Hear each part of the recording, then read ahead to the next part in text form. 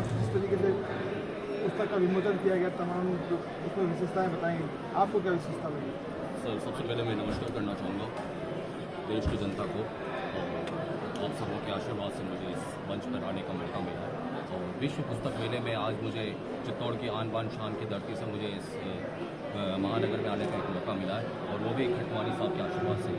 आज मैं इस विश्व मेले में यहाँ खड़ा हूँ रवीना प्रकाशन दिल्ली में, जिनकी कुछ संकलित कविताएं खटवानी साहब की इसमें पुस्तक में संकलित की गई है। तो मुझे बहुत खुशी हुई, इस दूसरी किताब में भी संकलित हुई है।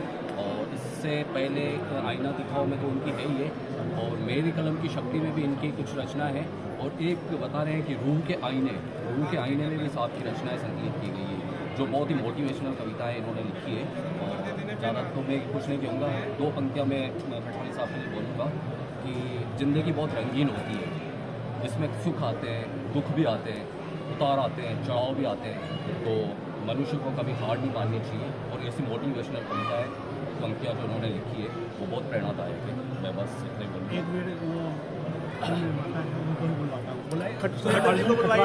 अर्जुन जी, जिस तरीके से आपको यहाँ पर विश्व पुस्तक मेले में अवार्ड से सम्मानित किया गया है, कैसा महसूस कर रहे हैं आप?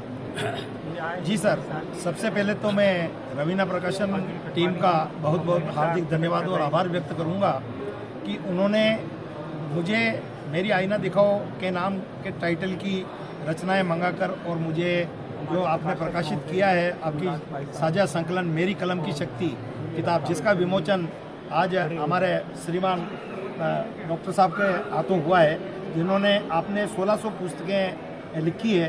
चूँकि आप एक विद्वान लेखक और साहित्यिक हैं, निश्चित तौर से आपके जो साझा संकलन में मेरी कलम की शक्ति में जो प्रकाशित हुई है रचनाएं, उसमें आप श्रीमान की भी रचनाएं सम्मिलित की गई है।